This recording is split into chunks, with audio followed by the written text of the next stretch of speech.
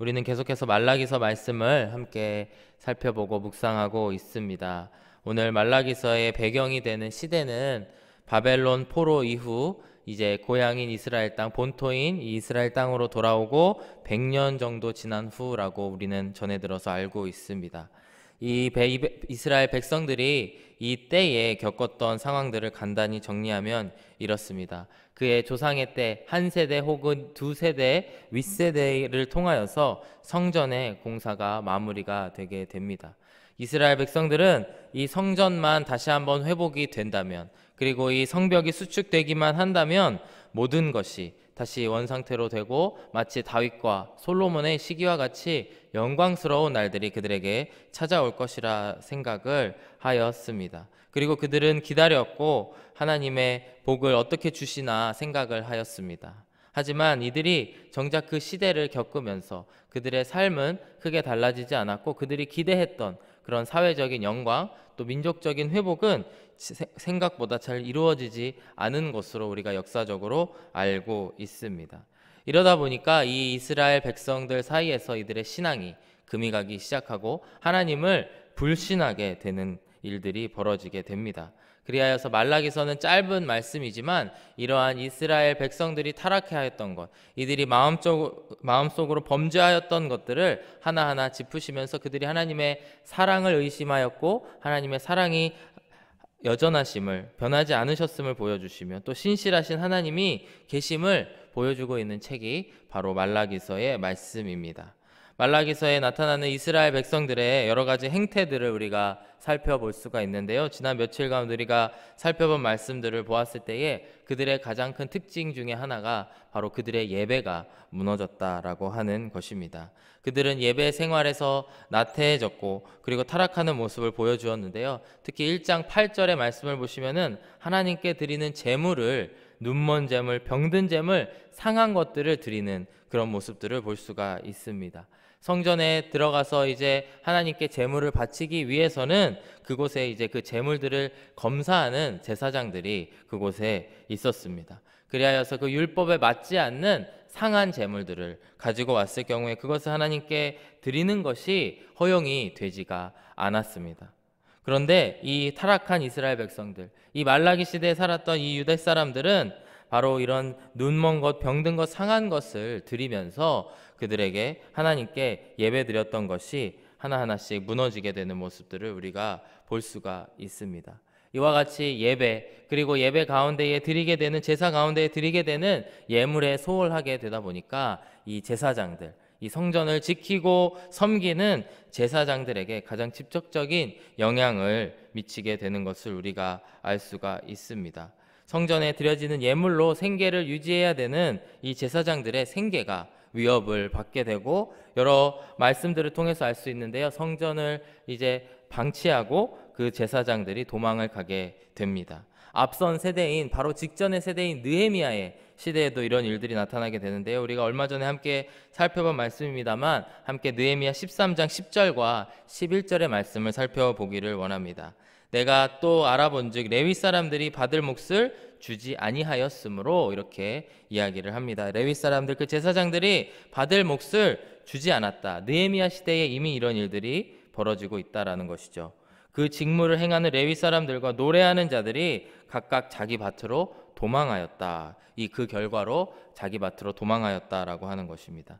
그리하여서 이 에스라 느헤미야 시대에는 11절과 같은 일들이 일어났는데요. 내가 모든 민장들을 꾸짖어 이르기를 하나님의 전이 어찌하여 버린 바 되었느냐 하고 곧 레위 사람들을 불러 모아 다시 제자리에 세웠더니, 이것이 바로 이스라엘 가운데에 일어난 회복 운동의 일환이었다라고 하는 것입니다. 우리가 이것을 통해서 알 수 있는 것이 뭐냐면, 느헤미야의 시대, 에스라 느헤미야가 그 성전 성벽을 수축하였던 그 시대, 그리고 이스라엘의 부흥을 다시 한번 일으키기 위해서 노력하였던 그 시대로부터 약 한 세대에서 두 세대가 지나는 이 말라기 시대에 오는 동안에 여전히 그런 일들이 계속해서 반복되었음을 우리가 알 수가 있습니다. 우리가 상상을 하게 되면은 저를 기준으로 하게 된다면 저의 부모님 세대, 그리고 할아버지 할머니의 세대부터 있었던 이 레위인들이 도망가게 되는 일들, 물론 그거에는 이제 그 예물을 바치지 않은 것들과 연관이 돼 있죠. 그런 일들이 일어나게 되었다라고 하는 것입니다. 저는 20살 때 이제 예수님을 영접하게 되고 참 교회의 여러 사역에 열심히 동참하려고 노력했던 20대 초반의 시절이 있었습니다.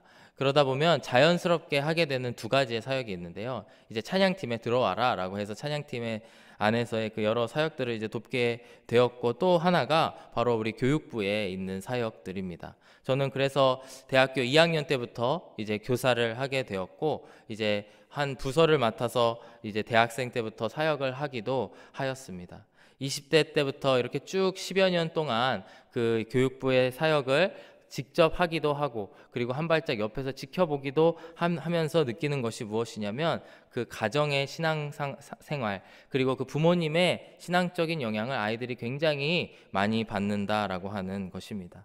부모님께서 신앙적인 가치를 중요시 여기게 되면은 아이들도 비록 그들이 아직 예수님을 영접하지 아니하였더라도 여러 가지 교회에 대한 존중과 또 교회의 그 선생님, 저와 같은 교사들에 대한 존중들이 있는 것을 느낄 수가 있습니다. 하지만 그렇지 못한 가정들에서 자란 아이들 같은 경우에는 선생님으로서 그들과 더 맺어야 될 관계들이 많이 있고 넘어야 될 산들이 많이 있다라는 생각을 20대 때 하게 되었습니다.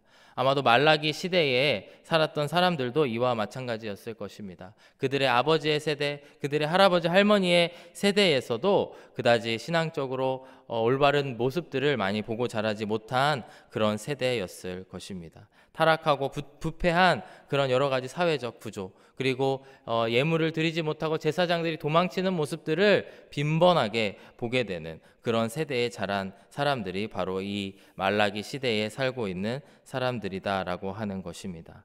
이 시대에 살았던 이스라엘 백성들은 전체적으로 신앙이 땅에 떨어지게 되고 그들의 여러 가지 윤리관들도 바닥을 쳤던 그런 시대였다라는 것입니다. 오늘의 말씀 7절 이하의 말씀은 우리가 쉽게 얘기하면 11조에 대한 말씀으로 아주 잘 알고 있습니다. 하지만 이것이 우리에게 11조를 잘 해라라는 율법적인 메시지가 아니고, 그것을 통해서 이 땅에 떨어진 신앙을 회복하고, 그리고 더 나아가 하나님과의 관계를 정립하라라고 하는 말씀을 하고 계시는 것입니다. 오늘 7절의 말씀은 이렇게 말씀합니다. 만군의 여호와가 이르노라, 너희 조상들의 날로부터 너희가 나의 규례를 떠나 지키지 아니하였도다. 하나님의 음성을 통해서 이스라엘 백성들은 듣게 됩니다. 하나님과 이스라엘 관계가 무너져 있음을, 그들의 관계가 아주 멀어져 있음을 하나님의 입술을 통해서, 말라기 선지자를 통해서 듣게 되는 것입니다. 그런데 그들을 통해서 하나님께서 하시는 말씀은 그러니 떠나가라, 그러니 너희가 저주를 받을 것이다 라고 하는 말씀이 아니고, 그런즉 너희가 내게로 돌아오라 라고 말씀을 하고 계십니다. 그리고 그것의 가장 첫 단추가 되는 것이 11조라고 하는 것을 오늘 말씀은 이야기를 하고 있습니다. 하나님께서 너희가 내게로 돌아오라 라고 말씀을 하셨을 때 이스라엘 백성들은 또 이렇게 반항을 하게 됩니다. 나도 너희에게 그리하면 돌아가리라 하나님께서 말씀을 하였는데, 이들은 이르기를 우리가 어떻게 하여야 돌아가리까 질문을 하고 반문을 하게 되는데요. 그것을 이제 8절 이하의 말씀을 보시면 11조를 똑바로 온전히 함으로 인해서 하나님께 돌아오라 라고 말씀을 합니다. 이것은 우리가 자주 잘못된 해석을 하게 되는 경우도 있습니다.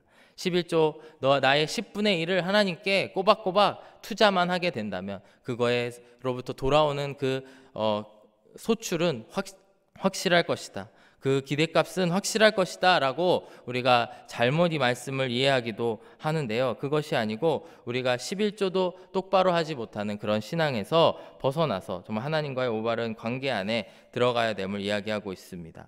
8절의 말씀을 보시면 하나님께서 이렇게 말씀하십니다. 사람이 어찌 하나님의 것을 도둑질하겠느냐? 그러나 너희는 나의 것을 도둑질하고도 말하기를 우리가 어떻게 주의 것을 도둑질하였나이까 하는도다. 이는 곧 11조와 봉헌물이라.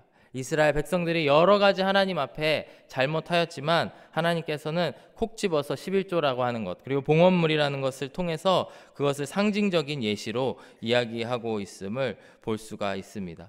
9절과 10절의 말씀을 보시면 이렇게 말씀합니다. 너희 곧 온 나라가 나의 것을 도둑질하였으므로 너희가 저주를 받았느니라. 만군의 여호와가 이르노라, 너희의 온전한 11조를 창고에 들여 나의 집에 양식이 있게 하고 그곳으로 나를 시험하여 내가 하늘 문을 열고 너희에게 복을 쌓을 곳이 없도록 굳지 아니하나 보라. 이 아마도 후반부의 말씀, 너희가 나를 시험하여 보라라고 하는 말씀을 통해서 아마 이것을 투자하기만 하면 확실하게 하나님께서 돌려주실 것이다라고 해석을 하게 되기도 합니다. 우리는 갈라디아서 말씀을 통해서 주일날 은혜를 받고 있습니다. 얼마 전에 목사님께서 해주신 말씀이 당신은 종입니까? 아들입니까? 라는 말씀을 전해 주셨습니다. 사실 이 말씀을 통해서 내가 10분의 1을 드리기만 하면 얻을 것을 생각하게 된다면 그거는 종의 생각에 지나지 않는다라는 것을 기억하셔야 됩니다. 그러나 우리가 11조의 온전한 의미, 하나님께 드리는 그 이 헌금의 온전한 의미를 깨닫게 되면은 아들과 같이 행동하게 되고, 반대로 우리가 아들의 신분을 회복했을 때에 그 감사함이 넘칠 때에 우리는 그것을 감사함으로 11조를 드릴 수 있고 하나님께 봉헌물을 드릴 수 있다라고 하는 것입니다. 오늘 이 11조의 회복이 무엇을 의미하는지 함께 살펴보시고 우리의 신앙생활을 돌이켜보시는 저와 여러분들이 되시기를 간절히 바랍니다. 11조의 회복이 무엇을 의미하냐면 첫 번째는 하나님의 주권을 인정하는 것을 의미하게 됩니다. 성경에서는 11조에 대한 개념이 언제 처음 나왔을까요? 여러분 알고 계십니까? 바로 창세기에 나오는 아브라함의 이야기, 창세기 14장의 말씀입니다. 아브라함은 롯이라고 하는 조카가 있었습니다. 롯은 소돔과 고모라를 오가면서 그곳에 전쟁에 휘말리게 되고 그곳 가운데에 포로로 잡히게 됩니다. 아브라함이 그를 구하기 위해서, 조카를 구하기 위해서 군대를 이끌고 그들 가운데 나아가서 큰 승리를 이루게 됩니다. 그래서 그가 조카 롯을 그리고 그 가족들을 데리고 오는 것을 넘어서 많은 전리품을 얻게 되는 그런 상황이 있는데요. 그 가운데에 10분의 1을 그곳에서 만난 대제사장 멜기세덱, 살렘 왕이라고 하는 그 멜기세덱에게 바치게 됩니다. 창세기 14장 20절의 말씀을 보시면은 너희 대적을 내 손에 붙이신 지극히 높으신 하나님을 찬송할지로다 하매 아브라함이 그 얻은 것에서 10분의 1을 멜기세덱에게 주었더라. 이 대제사장인 멜기세덱에게 이것을 드린 것은 무엇이냐면 내가 방금 얻은 이 승리와 이 모든 전리품들이 나의 힘으로 된 것이 아니고 하나님께서 모든 것을 주셨기 때문에, 그리고 그 전에 하나님의 축복을 주는 장면이 있습니다. 모든 것이 하나님으로부터 말미암아 하나님의 주권으로 된 것입니다 라고 하는 것을 드리는 행위가 11조다라고 하는 것입니다. 우리가 11조를 생각했을 때에 이것을 자연스럽게 산술적으로만 계산하게 되는 것 같습니다. 예를 들어 내가 100만 원을 벌었다, 100불을 벌었다 하면 얼마를 11조를 드려야 될까? 곧바로 10이라는 숫자가 바로 생각이 되게 됩니다. 내가 3,000불을 벌었으면 300불을 드리면 되지, 이렇게 자연스럽게 계산이 되고 그것을 드렸을 때에 우리가 하나님께 11조를 다 했다 이렇게 산술적으로 생각을 하게 되는데요. 유대인들 그리고 이스라엘 사람들이 생각하는 11조의 의미는 무엇이냐면 가장 귀한 앞에 10개를 드리는 것이 11조다라고 하는 것입니다.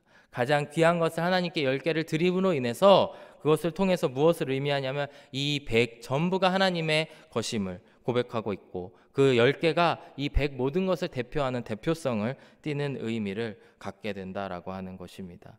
그렇기 때문에 우리가 11조 생활을 잘 하는 것, 그리고 그것을 통해서 우리가 가져야 되는 마음은 무엇이냐면 하나님, 우리가 이것을 드리는 것은 이 모든 것, 저의 삶의 모든 것이 하나님의 주권을 통해서 이루어진 줄로 믿습니다라는 고백이다라는 것입니다.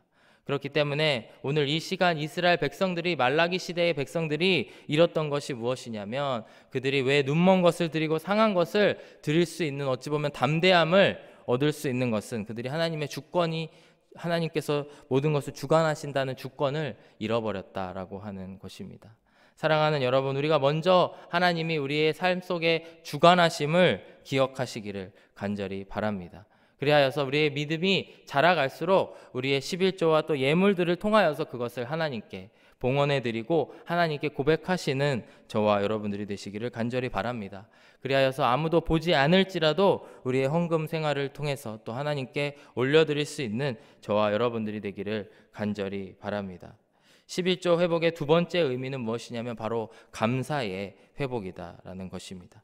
오늘 말씀 함께 살펴본 창세기의 말씀을 보시면은 이 모든 것이 감사로 인해서 일어났음을 볼 수가 있습니다. 아브라함은 그 하나님께서 그에게 주신 그 승리의 모든 것이 하나님의 주권임을 회복했을 때에 그로부터 자연스럽게 오게 되는 것이 감사의 행위라고 하는 것입니다. 그리하여서 우리가 어찌 보면 이 11조는 율법으로서 우리가 지켜야 돼. 그래서 율법이라고 생각하기 때문에 이 율법이 폐해졌느냐 안 폐해졌느냐라고 하는 논쟁에 빠지기가 쉽습니다. 하지만 이 11조의 시작은 율법이 아니고 율법이 생기기 전에 아브라함을 통해서 그가 하나님의 주권을 인정함으로 말미암아 또한 감사의 표현이었다라는 것을 이 시간 꼭 기억하시기를 바랍니다. 그리하여서 하나님께서는 포로기를 그들에게 허락하셨고 포로기를 이후에 그들의 땅에 회복하셨지만 말라기 선지자 시대의 사람들은 감사를 잃어버렸고 그리하였기 때문에 하나님께서는 11조와 예물을 드리지 않는 그리고 온전하게 드리지 않는 이 백성들을 책망하고 계셨다라고 하는 것입니다. 사랑하는 여러분, 저희들이 정말 이 하나님께서 허락하시는 선순환, 우리의 생활의 선순환 가운데로 들어오시기를 간절히 바랍니다. 이스라엘 백성들은 그 악순환에 빠졌던, 신앙의 악순환에 빠졌던 사람들입니다. 그들이 하나님의 주권을 인정하지 아니하고 감사를 인정하지 아니하니까 그들 가운데의 헌금 생활을 소홀하게 하게 됩니다. 그리하여서 그 제사장 그룹이 무너지게 되고 도망가게 되고 성전이 방치되게 되는 그런 악순환 가운데에 빠졌던 이스라엘 백성들이라는 것입니다. 하지만 우리의 생활이 어떻게 되어야 되느냐? 바로 먼저 하나님께 우리의 10분의 1 가장 귀한 10개를 드리면서 전체를 드리는 그 감사의 고백을 함으로 말미암아 우리의 생활들이 하나님께서 허락하시는 그 선순환 가운데로 들어가시는 저와 여러분들이 되기를 간절히 바랍니다. 그리하였을 때에 이런 생활이 회복되었을 때에 우리의 삶에 어떤 일들이 나타나는가? 오늘 마지막 구절인 11절과 12절의 말씀에 그것이 나타납니다.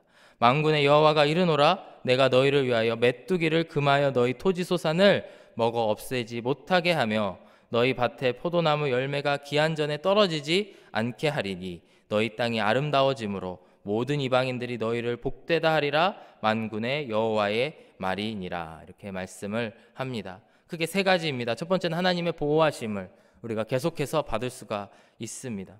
그리고 그 보호하심을 통하여서 우리의 축복이 점점 배가 됨을 우리가 볼 수가 있습니다. 마지막 세 번째로 이것들을 통해서 무엇이냐면 이방인들조차도 우리가 하나님의 백성임을, 우리가 하나님의 복을 받고 있음을 알 수 있다라는 것을 오늘 말씀은 이야기하고 있고 하나님께서 우리에게 그것들을 개런티하고 계시다라는 것을 이 시간 간절히 바라보기를 원합니다. 이스라엘 백성들을 왜 이렇게 하나님께서 복을 주시겠다고 하시는데도 이것을 거부하고 하지 않았을까요? 바로 하나님을 온전히 믿지 못했기 때문입니다. 바로 한 절 앞인 3장 6절의 말씀을 보시면은 나 여호와는 변하지 아니하나니 그러므로 야곱의 자손들아 너희가 소멸되지 아니하느니라. 변하지 아니하시는 여호와를 바라보지 못하고 하나님의 그 인도하심을 느끼지 못했던 이 백성들, 그리고 감사하지 못했던 이스라엘 백성들의 그런 모습을 답습하지 않는 저희들의 신앙생활이 되기를 간절히 바랍니다. 말씀을 마무리하면서 제가 최근에 보게 된 한 글을 여러분들에게 소개해드리고 싶습니다. 한국에 있는 어떤 목사님이 쓰신 글을 보게 되었는데 아들이 이제 군대를 가게 되는 그런 상황 가운데 있었던 것 같습니다. 그래서 그 아들이 아버지에게 이렇게 물어봤다고 합니다. 아빠, 저 군대에서 월급 받아도 11조 해야 하나요? 그렇게 물었다고 합니다. 그랬더니 그분이 이렇게 대답을 했다고 합니다. 아들아, 아빠는 목사란다. 그걸 왜 묻니? 너무나 당연한 일 아니니? 그러면서 이렇게 이야기하시는 겁니다. 솔직히 성경적이냐 아니냐 11조에 대해서 요새 말들이 많은데 너의 수입의 10분의 1을 너가 몸담고 있는 교회에 드리는 것은 참 귀하고 복된 일이란다. 아빠는 신앙을 그렇게 배웠고 살면서 생긴 돈의 11조를 하지 않은 적이 없다. 그렇기 때문에 너도 아빠처럼 했으면 좋겠구나. 이런 글을 쓴 것을 제가 보게 되었습니다. 참 이 글을 읽으면서 참 마음이 따뜻해진 것이 무엇이냐면 참 이스라엘 백성들과 다른 모습을 이 아빠와 아들 가운데에 보여주고 있음을 느끼게 되었습니다. 바로 아빠가 그런 신앙들, 어찌 보면 시작은 종과 같이 너 11조 10분의 1을 해야 되니까 했었던 그런 모습이었겠지만, 이제는 아들이 된 아버지가 내가 이렇게 해보니까 이것이 바로 우리의 신앙의 첫 단추이고 좋은 선순환의 시작임을 고백하고 아들에게 전수하려고 하는 모습을 보여주고 있다라는 생각을 하게 되었습니다. 사랑하는 여러분, 우리가 함께 이 말씀을 기억하실 때에 율법적으로 다가가는 것이 아니고 정말 하나님을 사랑하고 하나님의 주권에 감사드리며 11조 생활 또 헌금 생활을 하시는 저와 여러분들이 되시기를 간절히 바랍니다. 그리하여서 신앙의 악순환에 빠지는 것이 아니고 선순환 가운데로 나아가시는 저와 여러분들, 또 오늘 하루 승리하시는 저와 여러분들이 되시기를 간절히 바랍니다. 함께 기도하겠습니다. 사랑하는 아버지 하나님, 감사합니다. 오늘 이 아침에 저희들을 통하여서 또한 말씀을 듣게 하여 주심을 감사드립니다. 사랑하는 아버지 하나님, 말라기 시대에 이스라엘 백성들과 같은 그런 악순환에 빠지지 않게 하시고 우리로 하여금 하나님을 믿고 따르고 감사할 수 있는 그런 생활 가운데로 들어가게 하여 주시옵소서. 또한 우리의 신앙을 다음 세대에게 잘 전수할 수 있는 저희들 세대가 되게 하여 주셔서 아버지 하나님, 우리에게 주신 귀한 자녀들을 잘 섬기고 가르칠 수 있는 우리 하누리 교회가 되게 하여 주시옵소서. 모든 주권을 주님께 올려드리며 이 모든 말씀을 예수 그리스도의 이름으로 기도드렸습니다. 아멘.